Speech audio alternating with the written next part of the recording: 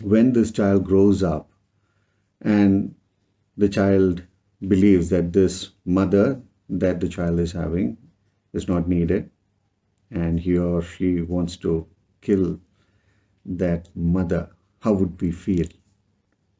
Every human being has a value, an intrinsic value, because the child, the man, the woman has been created in the image of God.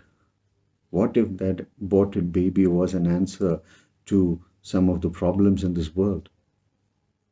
The child could have become the next big doctor, the next big scientist. There was innumerable possibilities for that child, but we are stopping everything for that child, thinking and believing that my convenience is greater than what the child was purposed to do.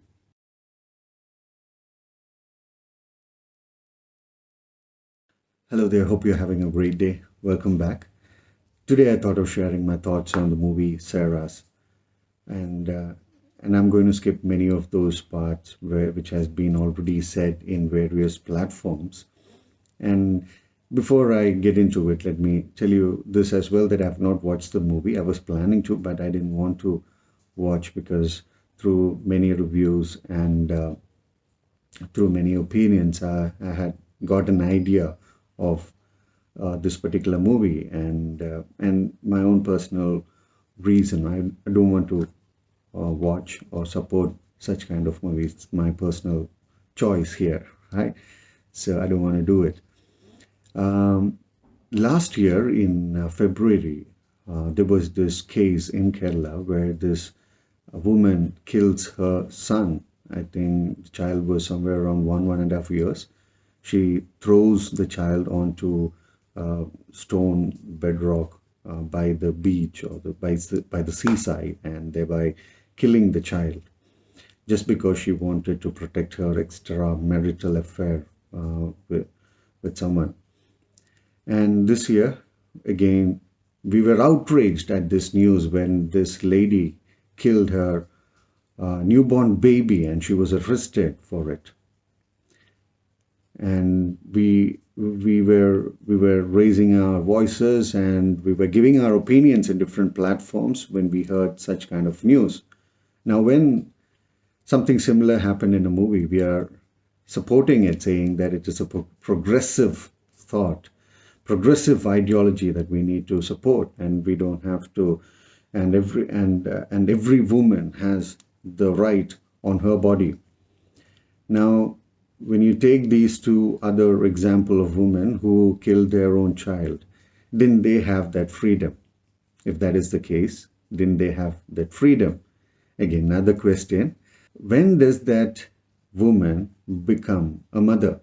Does a woman become a mother when she's carrying a child in her womb, or does she become a mother when she has given birth to a child? When does that happen? So, unless we answer this question, we will not understand the whole depth of what motherhood is or what parenthood is. I believe that the moment a child is conceived in a mother's womb, that's the moment a woman becomes a mother. Now, in this story, I get to know that Sarah is a highly driven, highly motivated, aspirational woman who wants to do something with her life, and she decides that she will abort her baby because she wants to pursue her career. I believe that every woman should pursue something. They should have a good career. They should pursue what they want to. But the moment we decide that we want to kill someone and then accelerate into our career, I believe that is when things get wrong. You have to follow your heart. You have to follow your dreams, but not by killing someone. The child did not have any say in this. The child was killed. You might call that thing fetus. I would call that it was a child inside the mother's womb. And and I know that where there are so many perspectives on this, and I was reading through some of these and reading and listening to some of these reviews on Sara, some supporting, some not supporting. And at the outset, I want to say that I don't, and maybe you would have understood by now that I don't support the ideology that is being presented through that movie. Now, let's come to another scenario. When this child grows up and the child believes that this mother that the child is having is not needed, and he or she wants to kill that mother, how would we feel? Because they feel that their career is being inhibited by the existence of this person in their life. So they kill their parents. How would we feel at that time? Wouldn't we feel enraged? Wouldn't we call that it is immoral? But why is it okay that in another scenario where we have not yet seen the child, but it's hidden somewhere in the womb of the mother who is having a beating heart, is being killed, and we are not saying anything about it, but we are trying to put it under the garb of progressiveness. I love progressiveness, that we need, as human beings, we need to progress. But there are certain things that we need to adhere to. See, if that is the case, anybody has the freedom to whatever they want to do with their life. I have the freedom to do whatever that I want with that life. But the law does not permit it, right? If I have the freedom to walk naked, but if I do that, I will be put in jail because of indecent exposure. Right? So there are laws, and certain things are needed in our society. No, I'm not saying that we have to become archaic in our existence, in our living, but we need to hold on to certain traditions, like Apostle Paul says in the book of Corinthians, that in the Bible it says that we need to hold on to certain traditions which are good. Not every tradition is bad. Certain traditions are good. Certain belief systems are good. That I value you, you value me. Those are good thoughts. Those are good ideologies. That I value everyone's life. Those are good things.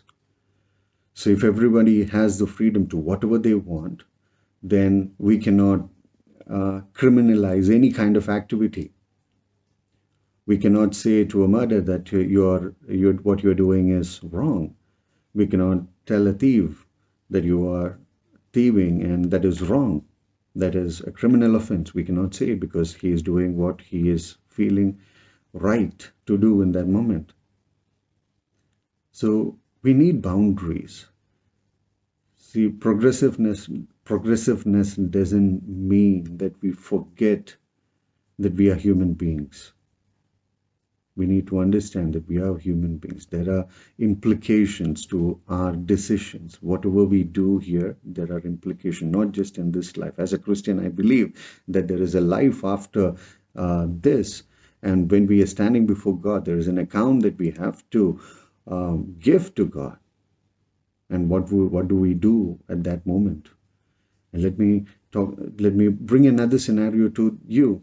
What if this child that was aborted was, yes, in the movie, that movie is an imaginary situation, but in real life, when we are aborting a baby, what if that aborted baby was an answer to some of the problems in this world?